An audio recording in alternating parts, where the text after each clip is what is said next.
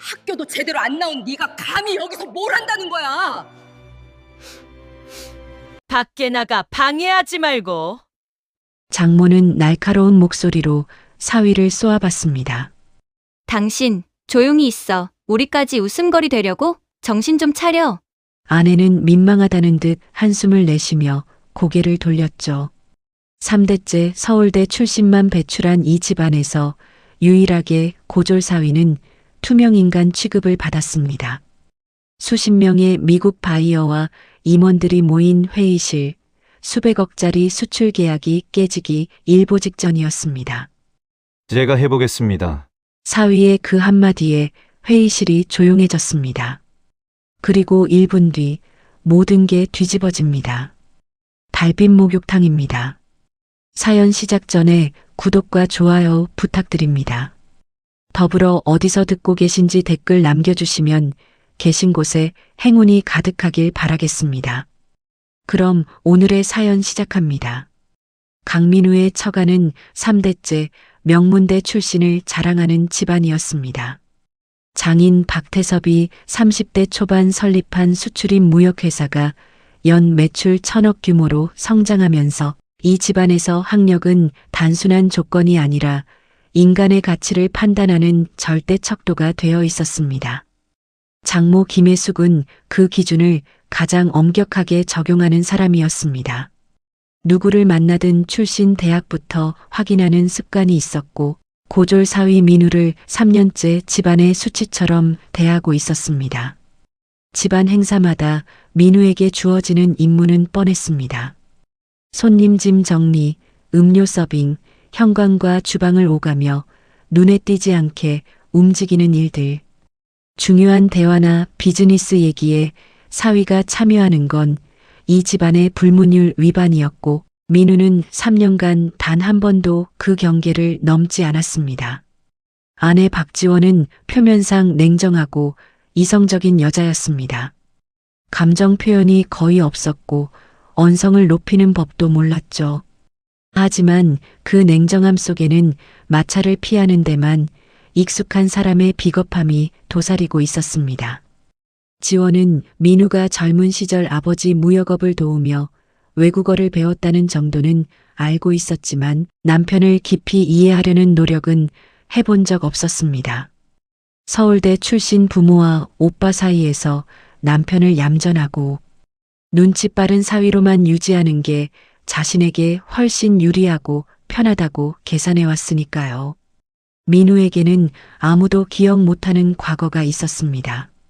어린 시절 아버지 강희로는 중국과 베트남을 오가며 철강자재 무역을 하던 사람이었고 민우는 아버지를 따라 부산 신항과 광양항, 때로는 중국 칭다오까지 동행하며 자랐습니다.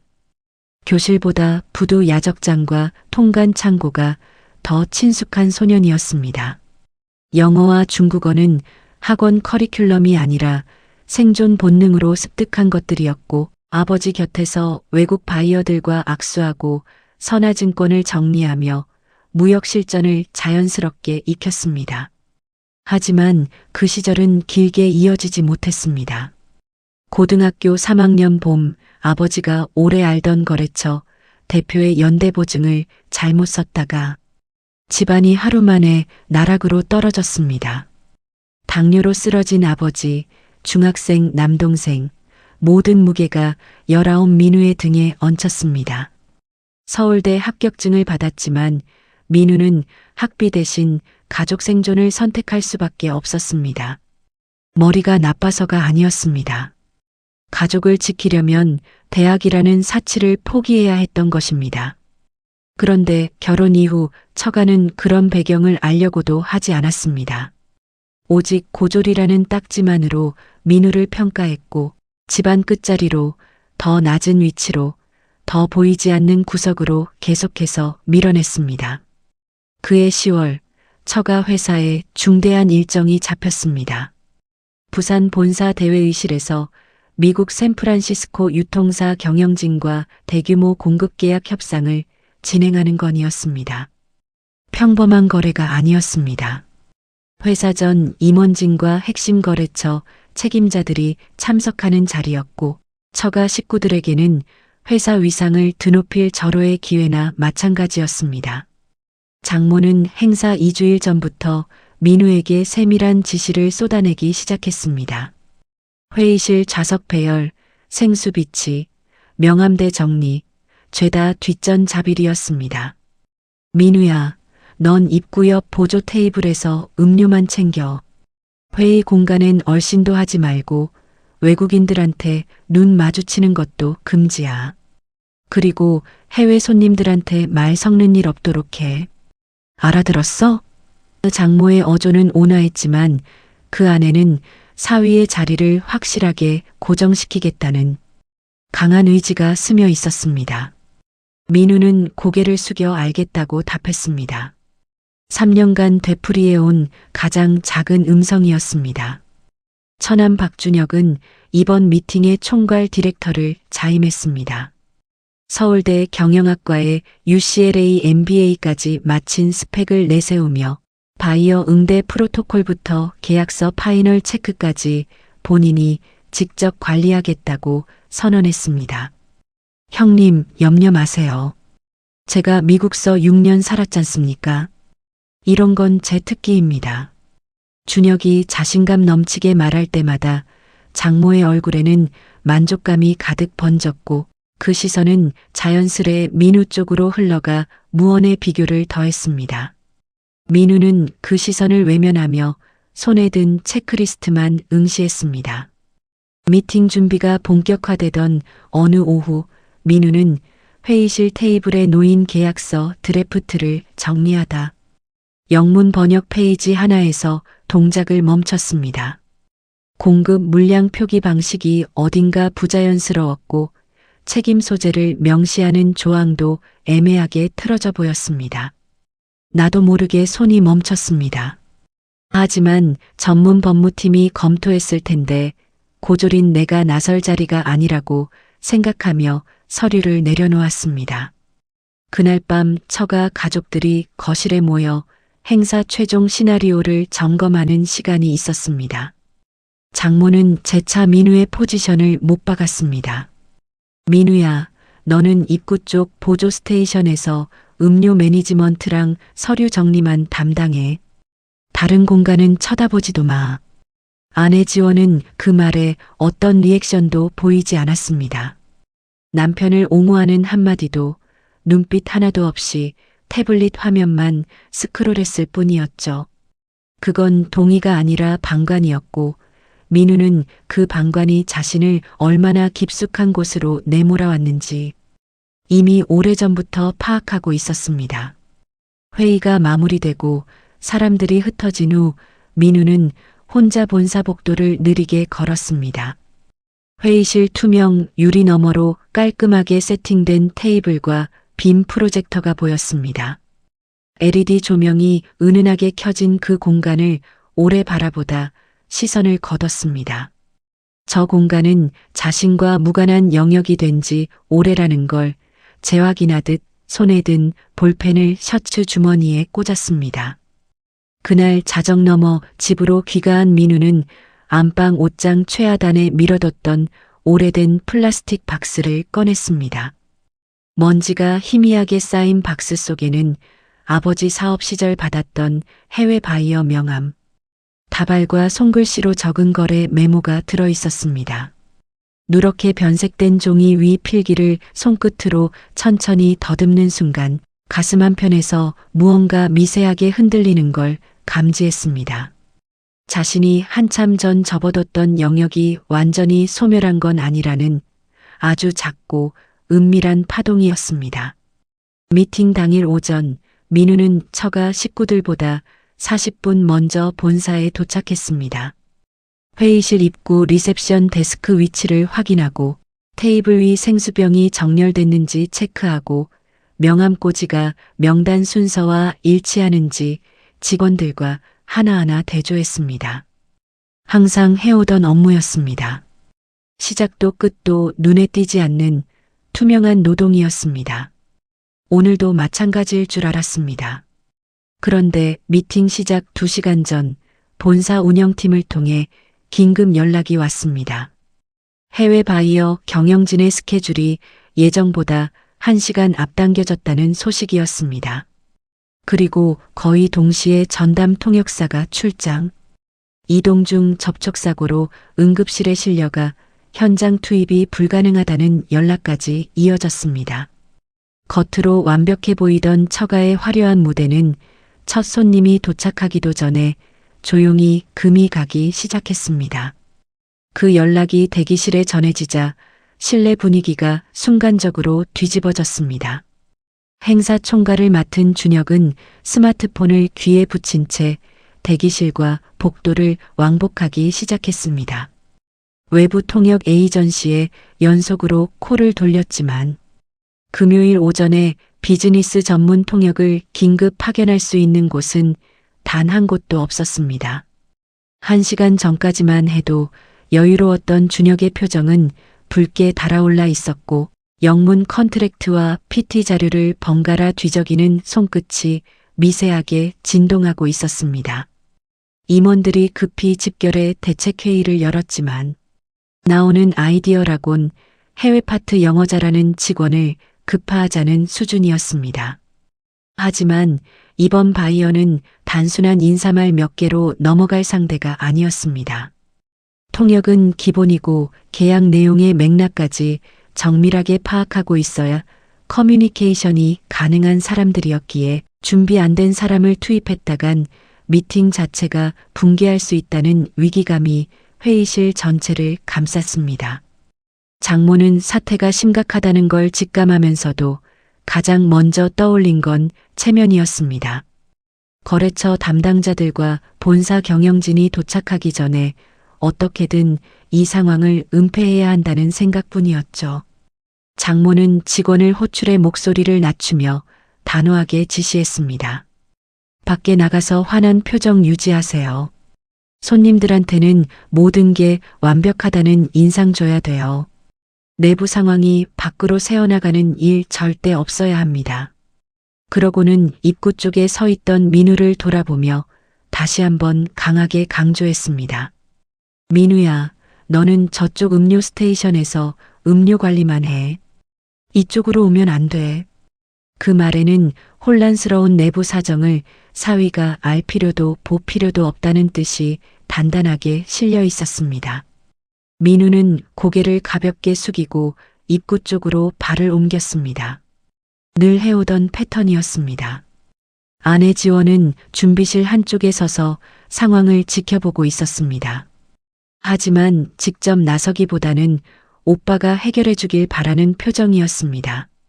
민우가 잠깐 준비실 쪽을 바라보자 지원은 눈썹을 살짝 찌푸리며 고개를 가로저었습니다. 그 눈빛 하나로 모든 게 전달됐습니다. 늘 그랬듯이 괜히 끼어들지 말고 조용히 있으라는 뜻이었죠. 가족 내부의 긴장이 이렇게 높은 순간에도 아내는 여전히 남편을 가장 구석진 자리로 밀어넣고 있었습니다. 민우는 입구 테이블 앞에 서서 손님 명단을 정리하는 척하며 준비실 안쪽에서 흘러나오는 대화를 귀 기울여 들었습니다. 바이어 측이 단순한 인사가 아니라 구체적인 공급 조건과 서류 확인까지 요구한다는 말이 복도를 타고 들려왔고 그 순간 민우의 손가락이 명단 위에서 멈췄습니다. 이건 단순한 통역 문제가 아니었습니다. 이대로 가면 회의 전체가 무너질 수도 있겠다는 직감이 가슴을 세게 눌렀습니다. 잠시 망설이던 민우는 결국 준비실 문을 열고 안으로 들어갔습니다. 그리고 가능한 한 조용한 목소리로 그러나 분명하게 말을 꺼냈습니다. 계약서 영문 번역 부분 중에 표현이 매끄럽지 않은 곳이 몇 군데 있는 것 같습니다. 바이어 쪽에서 서류 검토 들어가면 문제 생길 수 있을 것 같아서요. 준비실 안의 시선이 일제히 민우에게로 쏠렸습니다. 하지만 그 시선 속에 관심이나 고마움은 없었습니다.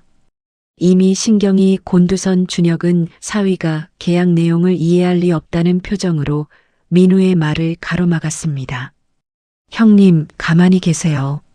지금 그런 거 확인할 때가 아닙니다.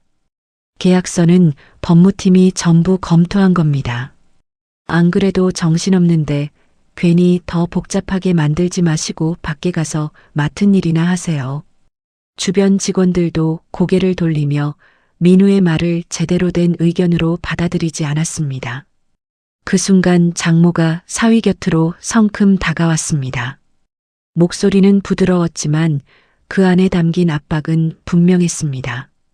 민우야, 쓸데없는 말하지 말고 조용히 있어. 곧 중요한 분들 오시는데 이런 자리에서 내가 끼어들면 일만 더 꼬인다고. 오늘따라 안 하는 행동을 계속하는 거야. 옆에 서 있던 임원 2명도 장모의 말에 동의하듯 고개를 끄덕였고 사위가 주제넘게 핵심 업무에 끼어들려 한다는 표정을 숨기지 않았습니다. 민우는 더 말하지 않았습니다. 민우는 입술을 굳게 다문 채 한 걸음 물러섰습니다. 하지만 물러서면서도 민우의 시선은 준비실 테이블 위에 펼쳐진 계약서 사본을 놓지 않았습니다. 수량 단위 하나, 책임 범위 표현 하나, 며칠 전 자신이 확인했던 번역본과 미묘하게 달라진 몇몇 문구 뒤 그 작은 차이가 서명 이후 어떤 문제로 커질 수 있는지 민우는 누구보다 정확하게 알고 있었습니다. 지금이라도 그 부분을 짚어줘야 하지 않을까? 아니, 이미 무시당했잖아. 또 나서봤자 더 큰 모욕만 돌아올 뿐이야.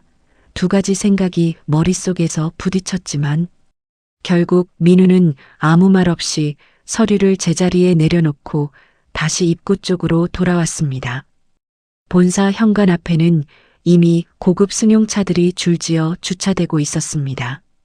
정장을 깔끔하게 차려입은 거래처 담당자들이 로비를 지나 엘리베이터 쪽으로 걸어가기 시작했고 처가 식구들은 환한 미소와 정중한 인사로 겉모습을 완벽하게 유지했습니다.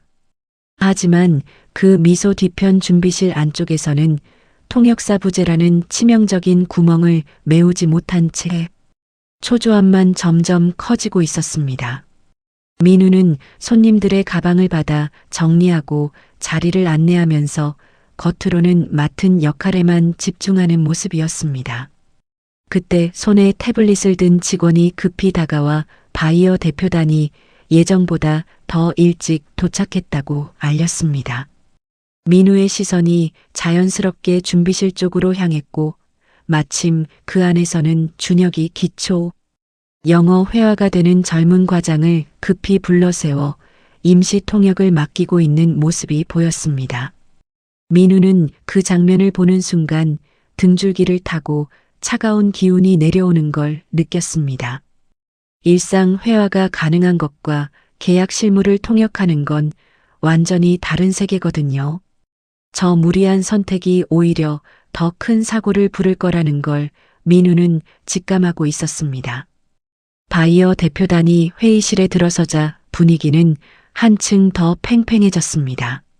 첫 인사와 명함 교환까지는 형식적인 미소로 무난히 지나갔습니다. 하지만 그건 겨우 시작이었을 뿐이었죠. 곧이어 사전 협의가 시작되었고 바이어 측은 가벼운 인사말 따위를 건너뛴 채 빠른 속도로 구체적인 질문을 쏟아내기 시작했습니다. 임시 통역으로 나선 젊은 과장은 첫 번째 질문부터 표정이 굳어버렸습니다. 입이 열리기는 했지만 문장이 끝까지 이어지지 못하고 중간에서 뚝뚝 끊겼습니다. 전문 용어와 계약 조건이 섞인 빠른 영어 앞에서 기초 회화 수준의 실력은 속수무책이었습니다. 바이어 측 대표의 눈빛이 서서히 차가워지기 시작했습니다. 민우는 회의실 밖 복도에서 그 장면을 직접 보지는 못했습니다. 하지만 회의실 문틈으로 새어나오는 어색한 침묵, 연달아 오가는 다급한 발걸음 소리, 직원들이 서로 눈빛을 교환하며 안절부절 못하는 모습만으로도 충분했습니다. 안에서 뭔가 심각하게 어긋나고 있다는 사실을 민우는 온몸으로 느끼고 있었습니다. 그리고 얼마 지나지 않아 회의실 문이 벌컥 열렸습니다. 한국 측 실무진 3명이 하얗게 질린 얼굴로 복도 위로 쏟아져 나왔습니다. 누군가의 입에서 떨리는 목소리가 흘러나왔습니다. 바이어 측에서 본 회의 시작 전에 핵심 조건들을 다시 검토하자고 합니다. 이 상태로는 계약 진행 불가능하답니다. 그 말이 복도를 타고 퍼지는 순간 준비실 안팎의 공기가 한꺼번에 얼어붙었습니다. 민우는 테이블 앞에 선 채로 그 문장을 또렷이 들었습니다. 가슴속에서 무언가가 천천히 뜨거워지기 시작했습니다. 이 방향으로 진행되면 처가 회사의 체면과 수백억 원짜리 계약이 동시에 무너질 수 있다는 사실을 이 복도에서 가장 분명하게 깨닫고 있는 사람은 바로 민우였습니다. 민우의 가슴이 빠르게 뛰었습니다. 복도 끝에서 장인이 창밖만 응시하고 있었고 준비실 안쪽에서는 장모와 준혁이 급히 대책을 논의하는 소리가 들렸습니다. 하지만 아무도 제대로 된 답을 내놓지 못하고 있었습니다. 민우는 회의실 문을 바라봤습니다. 저 문 안쪽에서 지금 무슨 일이 벌어지고 있을지 너무나 선명하게 그려졌습니다. 바이어들은 서류를 덮고 있을 것이고 한국 측은 어찌할 바를 모르고 있을 겁니다. 몇 분만 더 지나면 모든 게 끝납니다.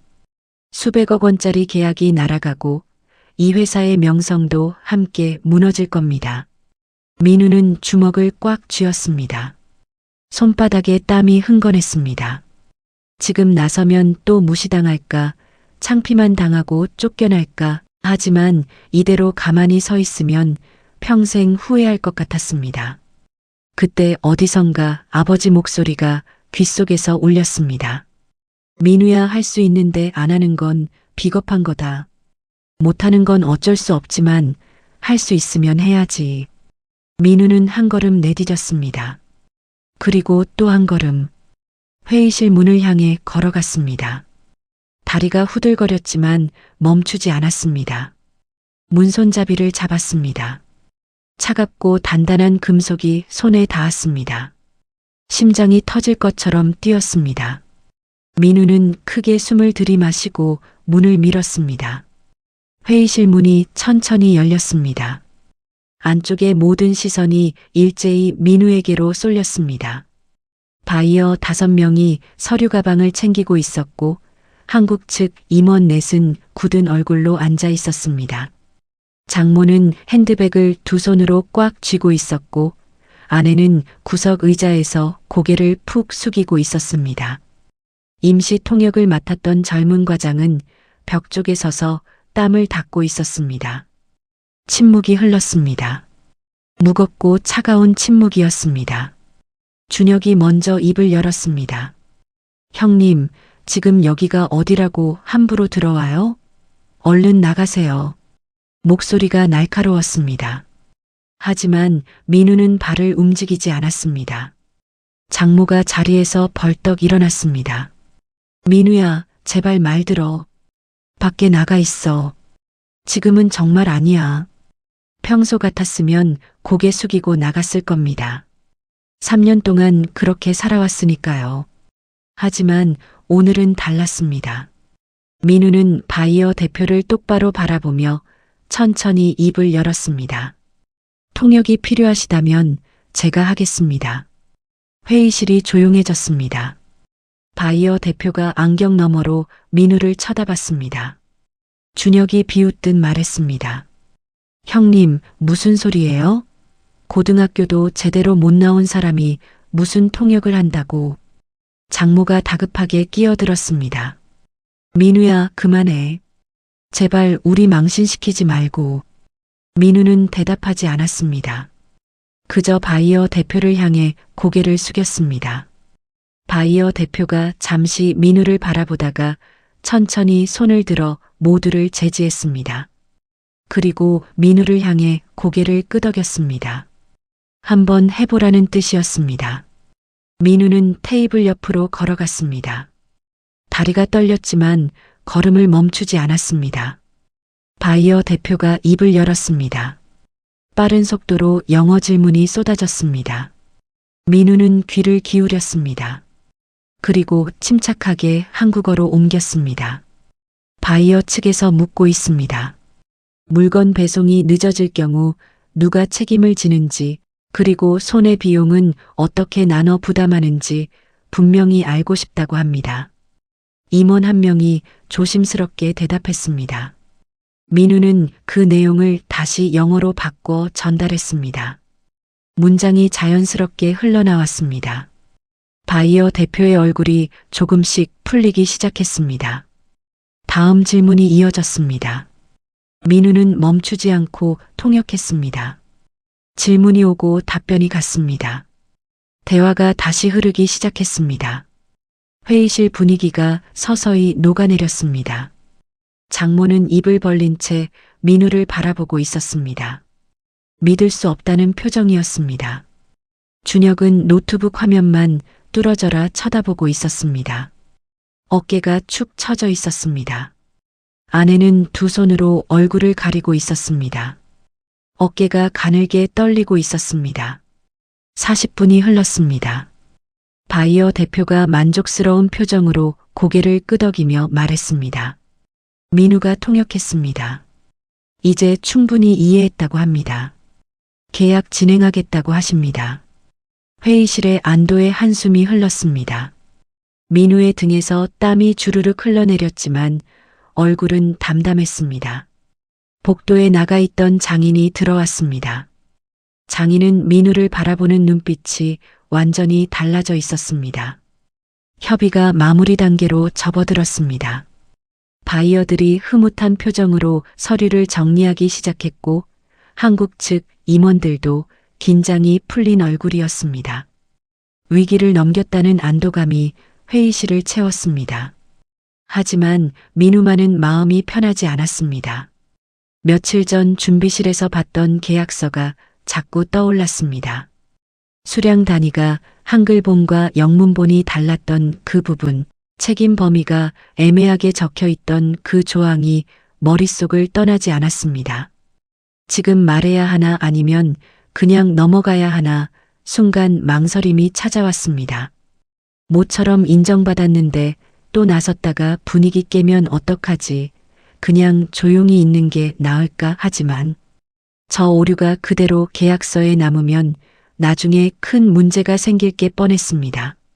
바이어 대표가 일어서며 장인과 악수를 나눴습니다. 장인의 얼굴에 환한 미소가 번졌습니다. 수고 많으셨습니다. 내일 오전에 최종 서명하겠습니다. 바이어 대표가 만족스럽게 말했습니다. 그 순간 민우의 손이 테이블 위 계약서로 향했습니다. 손가락 끝이 미세하게 떨렸습니다. 말해야 해. 지금 안 하면 나중에 회사가 큰 손해를 본다. 가슴속에서 목소리가 울렸습니다. 민우는 조용히 입을 열었습니다. 죄송합니다만 한 가지만 더 확인하고 싶은 부분이 있습니다. 회의실이 다시 조용해졌습니다. 모두가 민우를 바라봤습니다. 장모의 얼굴이 굳어졌습니다. 민우야, 이제 됐어. 다 끝났잖아. 준혁도 날카롭게 끼어들었습니다. 형님, 이제 그만 좀 하세요. 괜히 또 일 꼬이게 만들지 말고요. 하지만 민우는 계약서 8페이지를 펼쳤습니다. 그리고 침착하게 말했습니다. 여기 보시면 수량 단위가 한글 버전과 영문 버전이 다릅니다. 한글에는 톤으로 되어 있는데 영문에는 킬로그램으로 적혀 있습니다. 바이어 대표가 안경을 고쳐 쓰고 계약서를 들여다봤습니다. 아, 정말 그러네요. 옆에 있던 변호사가 재빨리 계산기를 두드렸습니다. 이 차이가 상당히 큽니다. 대략 250억 원 정도 됩니다. 회의실이 술렁였습니다. 민우는 계속 말을 이었습니다. 그리고 14페이지 책임 조항도 확인해 보셔야 합니다. 한글에는 공급하는 쪽이 70% 부담으로 되어 있는데 영문에는 60대 40으로 되어 있습니다. 바이어 측 변호사가 고개를 끄덕였습니다. 맞습니다. 이건 반드시 고쳐야 합니다. 장모가 자리에서 벌떡 일어났습니다. 얼굴이 새빨개져 있었습니다. 민우야, 지금 뭐 하는 거니? 계약 다 끝났는데 왜 또 문제를 만들어? 목소리가 떨리고 있었습니다. 민우는 고개를 숙였습니다. 어머님, 문제를 만드는 게 아닙니다. 문제를 미리 막는 겁니다. 이대로 서명하면 나중에 회사가 250억 원 손해볼 수 있습니다. 바이어 대표가 장모를 향해 말했습니다. 이분 말씀이 맞습니다. 우리도 전혀 몰랐던 부분입니다. 정말 고맙습니다. 그리고 민우를 향해 정중하게 고개를 숙였습니다. 덕분에 큰 문제를 피했습니다. 진심으로 감사드립니다. 장인이 창가에서 천천히 민우에게로 걸어왔습니다. 민우 앞에 섰습니다.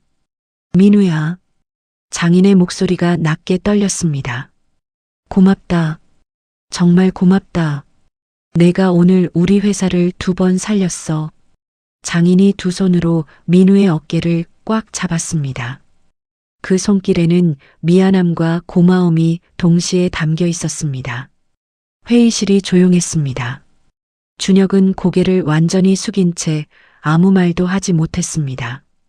장모는 핸드백만 꽉 움켜쥐고 있었습니다. 아내는 손수건으로 눈물을 닦고 있었습니다. 바이어들이 나갔고 회의실에는 처가 식구들만 남았습니다. 무거운 침묵이 흘렀습니다. 아무도 쉽게 입을 열지 못했습니다.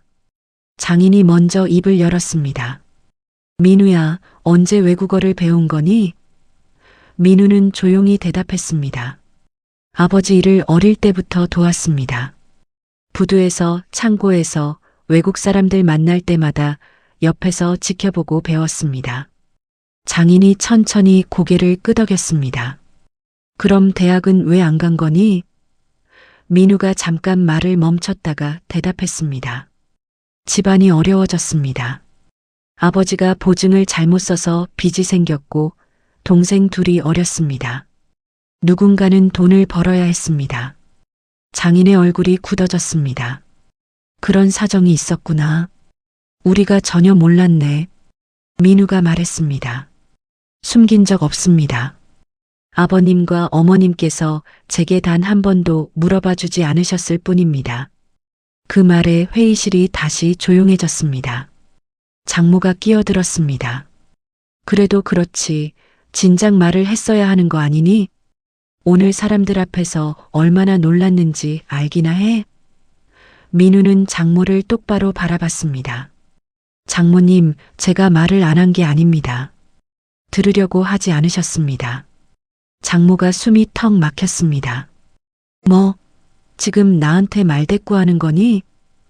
민우가 차분하게 말했습니다. 말대꾸가 아닙니다. 사실을 말씀드리는 겁니다. 3년 동안 저는 투명 인간이었습니다. 아무도 저한테 물어보지 않았습니다. 뭘 할 수 있는지, 뭘 배웠는지, 어떤 사람인지. 민우의 목소리가 조금 떨렸지만 멈추지 않았습니다. 저는 숨긴 적 없습니다. 그냥 보려고 하지 않으셨을 뿐입니다. 장모가 할 말을 잃었습니다. 입만 벙긋거릴 뿐 말이 나오지 않았습니다. 준혁이 자리에서 일어났습니다. 형님, 말씀 조심하세요. 아무리 그래도 어른한테. 장인이 손을 들어 준혁을 막았습니다. 준혁아, 그만해. 민우 말이 맞다. 장인이 민우에게로 걸어왔습니다. 미안하다, 민우야. 정말 미안하다. 우리가 잘못했다. 장인의 눈이 붉어졌습니다. 3년 동안 내 능력을 전혀 보지 못했어. 고졸이라는 종이 한 장만 보고 너를 판단했지. 오늘 내가 보여준 건 어떤 대학 졸업장보다 훨씬 값진 거였어. 민우는 고개를 숙였습니다. 눈시울이 뜨거워졌습니다. 장인이 계속 말했습니다. 내일부터 회사 나와. 정식으로 입사시키겠어. 해외 영업 담당 과장으로 시작하자. 민우가 대답했습니다. 감사합니다, 아버님. 장인이 민우의 손을 꽉 잡았습니다. 아니야. 내가 더 고맙다. 내가 오늘 우리 회사를 살렸어. 아내 지원이 천천히 다가왔습니다. 여보. 목소리가 가늘게 떨렸습니다. 미안해. 나도 당신을 몰라봤어. 3년 동안 당신 곁에 있으면서도 당신이 어떤 사람인지 알려고 하지 않았어. 지원의 눈에서 눈물이 뚝뚝 떨어졌습니다. 우리 다시 시작할 수 있을까? 민우는 아내를 한참 바라봤습니다. 그리고 천천히 말했습니다. 천천히 가요. 깨진 건 하루아침에 고쳐지지 않으니까. 지원이 고개를 끄덕였습니다. 준혁은 여전히 자리에 앉아 있었습니다. 노트북 화면만 뚫어져라 쳐다보고 있었고 어깨가 축 처져 있었습니다. 장모는 핸드백을 들고 먼저 회의실을 나갔습니다. 뒷모습이 평소보다 훨씬 작아 보였습니다. 장인이 민우의 어깨를 다시 두드렸습니다. 오늘 저녁은 내가 산다. 가족들이랑 다 같이 외식하자. 민우가 대답했습니다.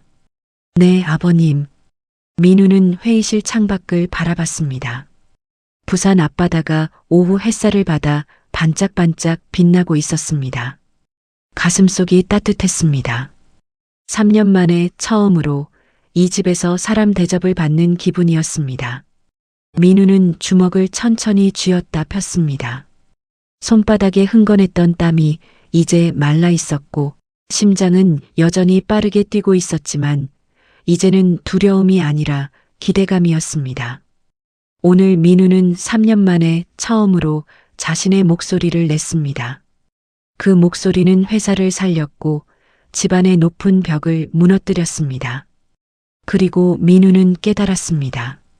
사람의 가치는 졸업장이 아니라 살아온 시간과 경험이 만든다는 것을, 그리고 자신은 이제 더 이상 투명 인간이 아니라는 것을 말입니다. 회의가 끝나고 본사를 나설 때 시계는 오후 6시를 가리키고 있었습니다. 장인이 운전기사에게 전화를 걸어 해운대 쪽 한정식집을 예약했습니다. 민우는 장인의 차에 함께 타게 되었고 장모와 준혁과 아내는 다른 차를 탔습니다. 차 안은 조용했습니다. 장인은 창밖만 바라보고 있었고 민우도 말없이 앞만 응시했습니다. 한참을 그렇게 가다가 장인이 입을 열었습니다. 민우야, 오늘 정말 고마웠다. 내가 아니었으면 우리 회사 큰일 날 뻔했어. 민우가 대답했습니다.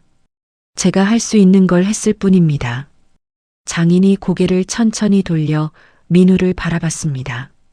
3년 동안 미안했다. 진심이야. 너를 제대로 보지 못했어. 민우는 고개만 가볍게 숙였습니다. 더 이상 말하지 않았습니다. 식당에 도착했을 때는 해가 막 지고 있었습니다.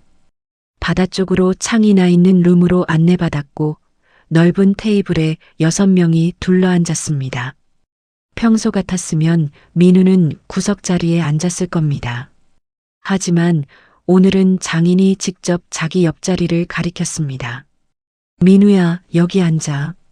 민우가 그 자리에 앉자 아내가 그 옆에 앉았고 맞은편에는 장모와 준혁이 앉았습니다. 장모는 내내 입술을 꾹 다물고 있었고 준혁은 휴대폰만 들여다보고 있었습니다. 음식이 나오기 시작했습니다. 전체 요리가 나오고 이어서 따뜻한 국물 요리가 나왔습니다. 하지만 아무도 쉽게 젓가락을 들지 못했습니다. 어색한 침묵이 흘렀습니다. 장인이 먼저 술잔을 들었습니다. 오늘은 우리 사위 덕분에 회사가 살았으니 건배 한번 하자. 장인이 민우에게 술을 따라줬습니다. 평소 같았으면 민우가 먼저 장인에게 술을 따랐을 겁니다. 하지만 오늘은 반대였습니다. 민우는 황급히 술잔을 들었고 장인이 직접 술을 따라줬습니다. 장모가 그 모습을 보며 눈살을 찌푸렸지만 아무 말도 하지 않았습니다. 건배를 하고 술을 한 모금 마셨습니다. 장인이 말했습니다. 민우야, 내일부터 출근 준비해. 인사팀에 연락해서 입사 서류 챙기도록 하마. 민우가 대답했습니다. 네, 아버님. 준혁이 그 말을 듣고 살짝 고개를 들었습니다. 표정이 복잡했습니다. 자기보다 학력도 낮고 나이도 어린 매형이 갑자기 같은 회사 직원이 된다는 게 받아들이기 어려운 모양이었습니다. 장인이 계속 말했습니다. 해외 영업팀에 배치할 거야. 내 실력이면 충분히 할 수 있어. 아내가 조심스럽게 물었습니다. 아버지, 그럼 남편은 매일 출근하는 건가요? 장인이 고개를 끄덕였습니다. 당연하지. 정식 직원인데. 아내의 얼굴에 미묘한 표정이 스쳤습니다. 기쁨과 불안이 섞인 얼굴이었습니다. 남편이 인정받는 건 좋았지만 집안에서의 위치가 달라지는 게 두렵기도 한 모양이었습니다. 식사가 계속되었습니다. 장인은 민우에게 여러 가지를 물었습니다. 어떤 일을 해봤는지, 어떤 나라 사람들과 일해봤는지, 앞으로 하고 싶은 일이 무엇인지. 민우는 조용히 그러나 분명하게 대답했습니다. 장모는 내내 말이 없었습니다. 음식을 조금씩 먹으면서 가끔 민우를 쳐다볼 뿐이었습니다. 그 눈빛에는 여러 감정이 뒤섞여 있었습니다. 놀라움, 당혹감, 그리고 아주 작은 미안함까지. 준혁은 거의 말을 하지 않았습니다. 질문을 받으면 짧게 대답할 뿐이었고 대부분의 시간을 조용히 앉아서 술만 마셨습니다. 형님이라고 부르던 사람이 갑자기 동료가 되고 심지어 아버지에게 인정까지 받는 모습을 보는 게 쉽지 않았던 겁니다. 식사가 끝날 무렵 장인이 말했습니다. 민우야, 오늘부터는 우리 집안의 중요한 사람이야. 알겠지? 민우가 고개를 숙였습니다. 과분한 말씀입니다. 장인이 고개를 저었습니다. 과분한 게 아니야. 마땅히 받아야 할 대접이지. 우리가 너무 늦게 알아봤어. 식당을 나올 때는 밤 9시가 넘어 있었습니다. 바람이 시원했습니다. 바다에서 불어오는 바람이었습니다.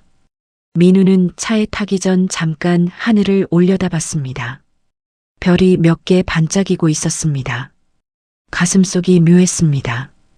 기쁘기도 했고 두렵기도 했고 앞으로 어떻게 될지 알 수 없었지만 적어도 오늘만큼은 자신이 투명 인간이 아니라는 걸 온몸으로 느낄 수 있었습니다. 다음 날 아침 7시에 민우는 눈을 떴습니다. 평소보다 1시간 일찍 일어난 겁니다. 옆에서 아내가 아직 자고 있었습니다. 민우는 조용히 침대에서 일어나 욕실로 갔습니다. 거울에 비친 자신의 얼굴을 바라봤습니다. 3년 전과 같은 얼굴이었지만 눈빛만은 달라져 있었습니다. 샤워를 하고 나와 옷장을 열었습니다. 정장이 몇 벌 걸려 있었습니다. 결혼식 때 입었던 옷, 명절 때 입었던 옷들이었습니다. 민우는 가장 깔끔한 검은색 정장을 꺼내 입었습니다. 넥타이를 매는데 손이 조금 떨렸습니다. 거실로 나가니 장모가 이미 일어나 있었습니다. 장모는 민우를 보더니 잠깐 말을 멈췄습니다. 출근하는 거니? 민우가 대답했습니다. 네, 장모님. 장모가 잠깐 망설이더니 말했습니다. 아침은 먹고 가거라. 그 말에 민우는 조금 놀랐습니다. 평소 같았으면 알아서 먹으라고 했을 텐데 오늘은 달랐습니다. 식탁에 앉아 아침을 먹는데 장모가 국을 더 떠다 줬습니다. 많이 먹어. 회사 가면 힘들 거야. 민우는 고개를 숙였습니다. 감사합니다. 식사를 마치고 집을 나설 때 아내가 현관까지 따라 나왔습니다. 여보, 힘내. 짧은 말이었지만 진심이 담겨 있었습니다. 민우는 고개를 끄덕이고 문을 나섰습니다. 회사까지는 지하철로 40분 거리였습니다. 출근 시간이라 사람이 많았습니다. 민우는 손잡이를 잡고 서서 창밖을 바라봤습니다. 지나가는 풍경을 보면서 여러 생각이 스쳤습니다. 회사에 가면 어떤 일이 기다리고 있을까? 동료들은 자신을 어떻게 대할까? 잘할 수 있을까? 회사에 도착했을 때는 8시 40분이었습니다. 인사팀에 들러 간단한 서류를 작성했고 직원증을 받았습니다. 사진을 찍고 이름표를 달았습니다. 강민우, 해외 영업팀 과장. 민우는 그 이름표를 한참 바라봤습니다. 해외 영업팀 사무실은 7층에 있었습니다. 엘리베이터를 타고 올라가는 동안 심장이 빠르게 뛰었습니다. 문을 열고 들어가니 이미 몇몇 직원들이 출근해 있었습니다. 팀장이 민우를 보더니 반갑게 손을 내밀었습니다. 어제 소문 다 들었습니다. 강 과장님 덕분에 큰 계약 살렸다면서요? 잘 부탁드립니다. 악수를 나누고 자리로 안내받았습니다. 창가 쪽 책상이었습니다. 새 컴퓨터와 전화기가 놓여 있었습니다. 민우는 의자에 앉아 주변을 둘러봤습니다. 동료들이 하나둘 인사를 건넸습니다. 대부분 호의적이었습니다. 어제 일이 빠르게 퍼진 모양이었습니다. 오전 10시쯤 팀 회의가 있었습니다. 회의실에 모인 팀원은 모두 8명이었습니다. 팀장이 민우를 소개했습니다. 오늘부터 우리 팀에 합류하신 강민우 과장님입니다. 어제 미국 바이어 계약건에서 큰 역할을 하셨죠. 앞으로 잘 부탁드립니다. 박수가 터졌습니다. 민우는 일어서서 인사했습니다. 잘 부탁드립니다. 열심히 배우겠습니다. 회의가 진행되었습니다. 현재 진행 중인 프로젝트들을 설명했고 민우가 맡게 될 업무를 배정했습니다. 미국과 유럽 쪽 바이어 응대, 계약서 검토, 통역 지원. 민우가 할 수 있는 일들이었습니다. 회의가 끝나고 자리로 돌아왔을 때 누군가 민우 책상 앞에 서 있었습니다. 준혁이었습니다. 민우는 자리에서 일어났습니다. 형님. 준혁이 씁쓸하게 웃었습니다. 이제 동료네요. 형님이 아니라 강 과장이라고 불러야 하나? 민우가 대답했습니다. 편하신 대로 부르세요. 준혁이 잠깐 말없이 서 있다가 입을 열었습니다. 어제는 제가 좀 심했습니다. 죄송합니다. 민우는 고개를 저었습니다. 괜찮습니다. 준혁이 손을 내밀었습니다. 민우는 그 손을 잡았습니다. 악수는 짧았지만 그 안에는 여러 감정이 담겨 있었습니다. 점심시간이 되었습니다. 팀원 몇 명이 민우에게 같이 식사하자고 했습니다. 회사 근처 식당으로 갔습니다. 식사를 하면서 이런저런 이야기를 나눴습니다. 회사 분위기, 업무 방식, 알아두면 좋은 것들. 민우는 귀 기울여 들었습니다. 오후에는 본격적으로 업무를 시작했습니다. 이메일을 확인하고 계약서를 검토하고 바이어에게 보낼 답장을 작성했습니다. 손에 익숙한 일들이었습니다. 퇴근 시간이 되었을 때 팀장이 민우를 불렀습니다. 오늘 첫날 어땠어요? 민우가 대답했습니다. 잘 배웠습니다. 팀장이 웃었습니다. 내일부터는 더 바빠질 겁니다. 각오하세요. 민우는 고개를 끄덕였습니다. 집으로 돌아가는 지하철 안에서 민우는 창밖을 바라봤습니다. 하루가 꿈처럼 지나갔습니다. 3년 동안 상상도 못했던 일이 현실이 되었습니다. 일주일이 흘렀습니다. 민우는 매일 아침 7시에 일어나 출근 준비를 했고 8시 30분에 집을 나섰습니다. 회사 생활은 생각보다 힘들지 않았습니다. 오히려 재미있었습니다. 오랫동안 잠들어 있던 감각이 깨어나는 느낌이었습니다. 바이어들과 이메일을 주고받고 전화 통화를 하고 가끔 화상회의에 참여했습니다. 민우의 영어 실력은 팀 내에서 빠르게 인정받았습니다. 처음에는 의심의 눈초리도 있었지만 일주일이 지나자 모두가 민우를 믿고 일을 맡겼습니다. 어느 날 오후 민우가 책상에서 서류를 검토하고 있을 때 준혁이 다가왔습니다. 강 과장님, 잠깐 시간 있으세요? 민우는 고개를 들었습니다. 네, 무슨 일이세요? 준혁이 서류 한 장을 내밀었습니다. 이거 영문 번역 좀 확인해 주실 수 있으세요? 제가 봐도 뭔가 어색한 것 같아서요. 민우는 서류를 받아 읽어봤습니다. 몇 군데 표현이 매끄럽지 않았습니다. 민우는 빨간 펜으로 고쳐야 할 부분을 표시해서 돌려줬습니다. 이렇게 고치시면 될 것 같습니다. 준혁이 고개를 끄덕였습니다. 고맙습니다. 그리고 잠깐 머뭇거리다가 말했습니다. 형님, 아니, 강 과장님은 정말 대단하신 것 같아요. 저도 미국에서 공부했지만 실무는 또 다르더라고요. 민우가 웃으며 대답했습니다. 저도 배울 게 많습니다. 준혁은 고개를 숙이고 자기 자리로 돌아갔습니다. 그 뒷모습이 예전과 달라 보였습니다. 저녁에 퇴근해서 집에 돌아가니 장모가 거실에 앉아 있었습니다. 민우를 보더니 물었습니다. 오늘도 늦었네. 힘들지? 민우가 대답했습니다.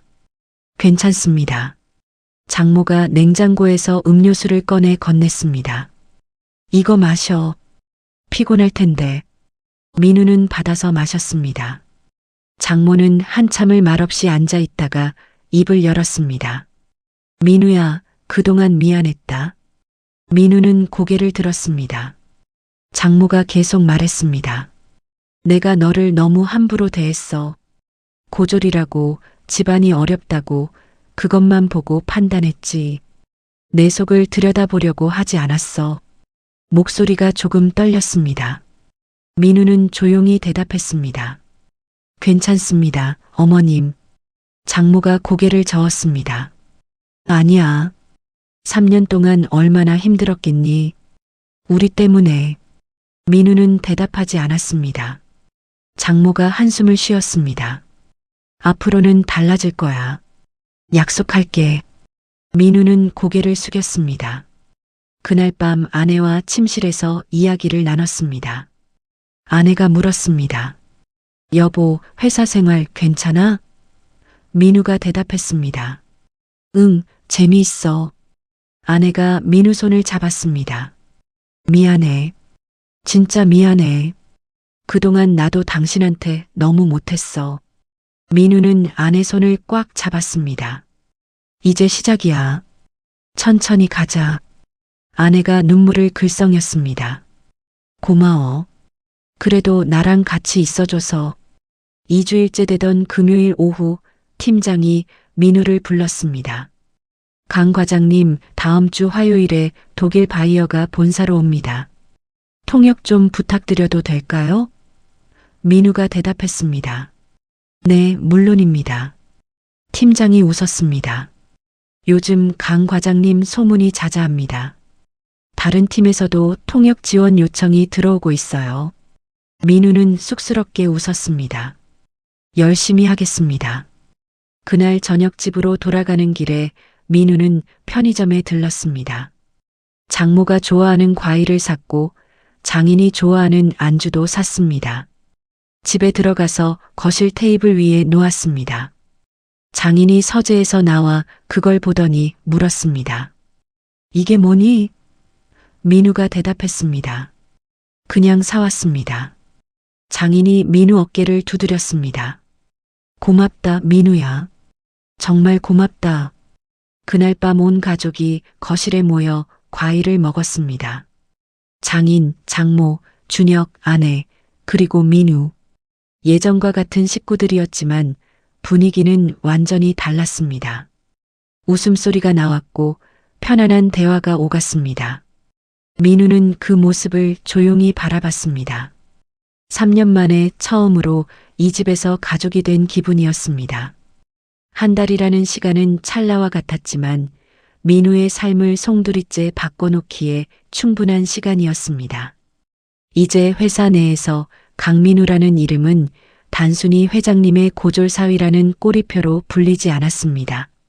까다롭기로 소문난 유럽과 미국의 바이어들이 강 과장이 없으면 회의를 진행하지 않겠다고 먼저 요청해 올 만큼 그는 대체 불가능한 실력으로 자신의 자리를 증명해냈습니다.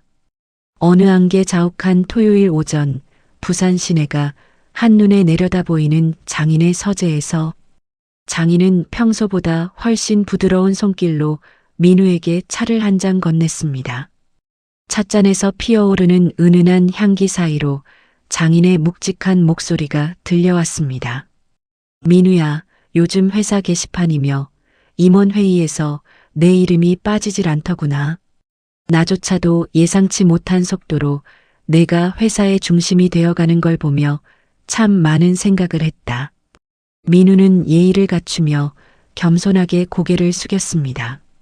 부족한 저를 믿어주시고 기회를 주신 덕분입니다. 아버님. 장인은 잠시 찻잔을 내려놓고 민우를 뚫어지게 바라보았습니다. 그 깊은 눈빛에는 예전의 날 선 평가나 무시 대신 깊은 신뢰와 말로 다 못할 미안함이 서려 있었습니다. 아니, 내가 스스로 증명하고 쟁취한 자리다. 그래서 말인데 내년 초 해외 영업 본부 본부장 자리가 비게 된다. 나는 그 중책을 내가 맡아주었으면 좋겠구나. 단순히 내 사위라서가 아니라 이 회사의 30년 미래를 맡길 수 있는 유일한 적임자라고 판단했기 때문이다. 민우는 순간 가슴이 철렁 내려앉는 기분이었습니다. 입사한 지 고작 한 달, 본부장이라는 자리는 상상조차 해본 적 없는 파격적인 제안이었기 때문입니다. 아버님, 저는 아직 조직 생리도 잘 모르는 신입입니다. 다른 임원들이나 직원들의 시선도 분명 따가울 텐데 제가 감당할 수 있을지 모르겠습니다. 장인은 허허 웃으며 민우의 넓적한 어깨를 꽉 짚었습니다. 학벌과 연차라는 낡은 껍데기에 갇혀 내 진짜 알맹이를 보지 못한 건 나를 포함한 이 집안 사람들 전체의 실수였다. 이제는 그 실수를 반복하고 싶지 않구나. 남은 6개월간 실무를 더 확실히 익히고 정식으로 부임하자. 이건 내 명령이 아니라 이 회사를 자식처럼 아끼는 한 선배 경영자로서의 간곡한 부탁이다. 서재를 나오는 민우의 발걸음은 그 어느 때보다 묵직하고 단단했습니다. 복도 끝에서 초조하게 서 있던 처남 준혁이 민우를 발견하고 급히 다가왔습니다. 예전 같으면 형님, 거기서 뭐 하세요? 거긴 형님이 들어갈 곳이 아닙니다라며 비아냥거렸을. 그가 이제는 멈칫하며 예우를 갖추었습니다. 형님, 아니 강 과장님, 아버지랑 무슨 말씀 나누셨어요? 민우는 준혁의 흔들리는 눈을 피하지 않고 담담히 웃어 보였습니다. 회사 일을 좀 의논했다. 준혁아, 너도 앞으로 나를 많이 도와줘야 한다. 민우의 자연스러운 반말과 형다운 태도에 준혁은 잠시 당황하는 듯 하더니 이내 오히려 안도하는 기색으로 고개를 푹 숙였습니다. 사실 처음엔 정말 화가 났었습니다. 왜 그런 실력을 숨기고 계셨는지, 우리를 바보로 만들려고 작정하신 건 아닌지 원망도 많이 했고요. 그런데 요즘 형님이 현장에서 일하시는 걸 직접 보면서 제 생각이 얼마나 짧았는지 깨달았습니다. 형님이 숨긴 게 아니라 우리가 눈을 감고 있었던 거라는 걸요. 정말 죄송합니다, 형님. 처남의 진심 어린 사과에 민우는 가슴속 깊이 응어리져 있던 마지막 서러움이 눈 녹듯 사라지는 것을 느꼈습니다. 민우는 준혁의 어깨를 가볍게 두드려 주었습니다. 괜찮다. 사람이 살다 보면 눈앞의 것만 보일 때도 있는 법이지. 지나간 일은 다 잊어라. 이제부터 우리가 함께 만들어갈 시간이 더 중요하니까. 그날 저녁 부산 앞바다가 내려다 보이는 집 거실에는 3년 만에 처음으로 사람 사는 온기가 감돌았습니다. 장모는 민우가 좋아하는 해산물 반찬을 몇 번이고 다시 챙겨주며 미안한 기색을 내비쳤고, 아내 지원은 민우의 투박한 손을 꼭 잡은 채 한시도 놓지 않았습니다. 그리고 해가 바뀌어 1월 본사 대강당에서 열린 신년 시무식에서 수백 명의 임직원 앞에 민우는 해외 영업 본부장이라는 직함으로 당당히 단상에 올랐습니다. 수많은 카메라 플래시와 시선이 그를 향했습니다. 민우는 준비해온 원고를 주머니에 넣고 자신의 심장 소리에 귀를 기울이며 입을 열었습니다. 여러분, 저는 대학 졸업장이 없습니다. 누군가에게는 고졸이라는 낙인이 제 인격의 전부였던 긴 어둠의 시간이 있었습니다. 하지만 저는 거친 부두에 소금기 섞인 바람 속에서 창고의 낡은 장부 사이에서 진짜 세상을 배웠습니다. 인생의 정답은 상아탑 속에만 있는 것이 아니라 포기하지 않는 매일의 성실함과 진심 속에 있다는 것을 저는 믿습니다. 장내의 숨소리조차 들리지 않는 숙연한 침묵이 흘렀습니다. 민우는 객석 구석에서 손수건으로 눈물을 훔치는 장모와 자랑스러운 듯 고개를 끄덕이는 장인, 그리고 누구보다 환하게 웃으며 박수를 보낼 준비를 하는 아내를 바라보았습니다. 저는 이제 투명 인간이 아닙니다. 제 이름 강민우로 여러분과 함께 이 회사의 새로운 길을 열어가겠습니다. 학벌이 아닌 실력이, 편견이 아닌 진심이 대접받는 일터를 제가 앞장서서 만들겠습니다. 연설이 끝나자 폭포수 같은 박수갈채가 강당을 가득 메웠습니다.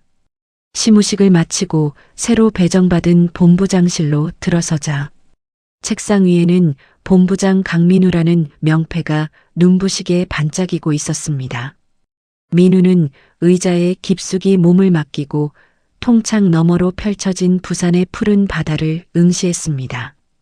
저 바다는 3년 전 절망에 빠졌던 19소년 민우를 기억하고 있었고 멸시받던 사위 민우의 눈물을 닦아주었으며 이제 당당히 일어선 리더 민우를 축복해주고 있었습니다. 그날 밤 민우는 홀로 아버지의 산소를 찾았습니다. 차가운 겨울바람이 뺨을 스쳤지만 가슴은 그 어느 때보다 뜨거운 열기로 가득했습니다. 술 한 잔을 올리며 민우는 나직이 속삭였습니다. 아버지, 저 왔습니다. 아버지가 가르쳐 주신 현장의 언어와 사람의 진심이 결국 저를 이 자리에 있게 했습니다. 아버지가 미처 다 이루지 못한 꿈, 제가 이 배들에 실어 전 세계 바다로 보내겠습니다. 이제 더 이상 숨지 않고 제 이름으로 크게 웃으며 살겠습니다. 지켜봐 주세요. 산소에서 내려오는 길, 저 멀리서 아내 지원이 기다리고 있었습니다. 지원은 민우를 말없이 안아주며 말했습니다. 고마워요, 여보. 당신을 투명인간으로 만들었던 이 모진 집안에서 끝까지 버티고 결국 우리를 용서해줘서 정말 고마워요. 민우는 아내를 더 꽉 안아주며 대답했습니다. 아니야, 지원아. 고통스러웠던 시간조차 우리를 단단하게 만드는 과정이었을 거야. 이제부터가 진짜 시작이야. 우리 진짜 가족이 되자. 투명인간이었던 한 남자의 긴 침묵은 세상에서 가장 강력한 외침이 되어 돌아왔습니다. 견고했던 편견의 벽은 무너졌고 그 자리에 진심으로 닦인 새로운 길이 펼쳐졌습니다. 인생이라는 험난한 파도 위에서 민우는 이제 자신만의 키를 잡고 더 넓은 대양을 향해 힘차게 나아갈 준비가 되었습니다. 여러분의 인생에도 이런 반전과 역전이 찾아오길 바라며 오늘 이야기를 여기서 마칩니다.